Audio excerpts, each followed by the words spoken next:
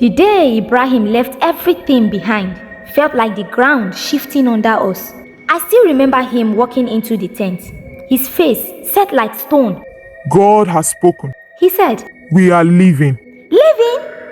Saratu asked, her hands pausing over the bread she was kneading. Yes, we are to leave this land. Our family. Everything. He looked at her, his voice steady. God said He will show us a new land. He's going to bless us there. I stood in the corner, holding a water jar, too stoned to move. Ibrahim was respected, wise, not one to make rash decisions. But this, leaving everything we had ever known to wander. Where? That night, people whispered in every corner of the camp. Some thought Ibrahim was crazy.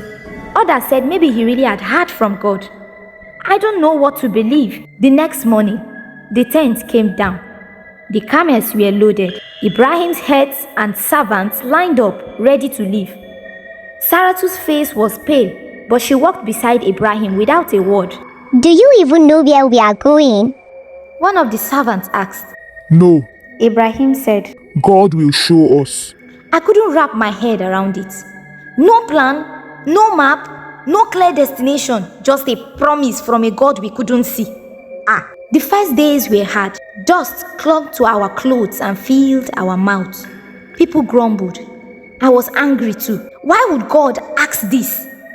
What kind of blessings came from leaving behind your home, your family, your security? But Ibrahim didn't falter. He never complained, never doubted. Every morning he prayed. Every evening he reminded us of the promise. God will make us into a great nation. He will bless us so we can be a blessing to others. Weeks turned into months. Sometimes it felt like we were wandering aimlessly. But Ibrahim kept going. His faith was like a fire, steady and unshaken. And somehow, it kept the rest of us moving. Then one night, after we had set up camp in a valley, God spoke to Ibrahim again. I wasn't there to hear it, but I saw him the next morning, standing outside his tent, staring at the stars. What are you looking at? I asked. He pointed to the sky. God told me to look at this. He said my descendants will be as countless as the stars. I looked up, and for the first time, I felt a flicker of hope. If Ibrahim could trust God with everything, maybe we could too. That was the moment I realized this journey wasn't about land or comfort or even blessings. It was about learning to trust. And Ibrahim, he trusted like no one I had ever seen.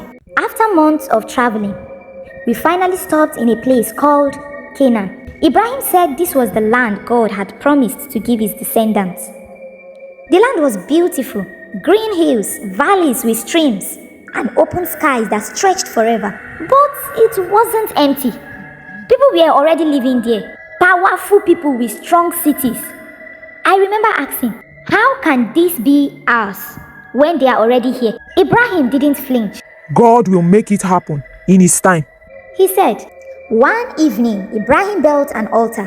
He knelt by it, praying and thanking God for bringing us this far. The rest of us stood behind him, unsure of what to say.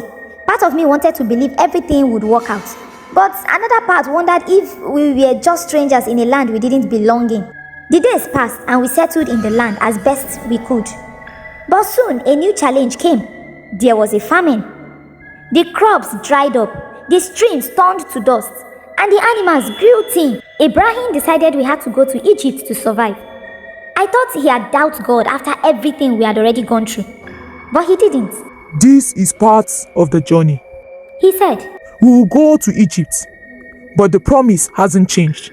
God will bring us back to this land. In Egypt, things got complicated. Pharaoh, the king, noticed Saratu. She was beautiful even in her old age. Ibrahim told Saratu to say she was his sister, not his wife, because he was afraid Pharaoh might kill him to take over. When King Pharaoh took Saratu into his palace, I was furious. How could Ibrahim let this happen? How was this God's plan? But before I could say anything, strange things started happening. King Pharaoh's household was struck by plagues, sickness, misfortune, one thing after another. Then King Fir'auna called Ibrahim. His voice was filled with anger and fear. Why didn't you tell me she was your wife? Take her and leave. This king dey vex o.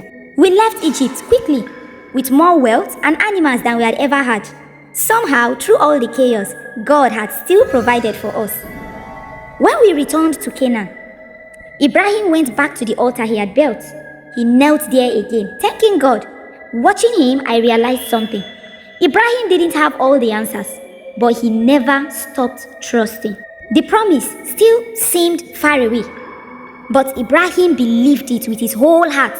And maybe, just maybe, that was enough To keep us going. Thank you for listening to this point. Now stay steady and anticipate the part 2 of this story. Thank you.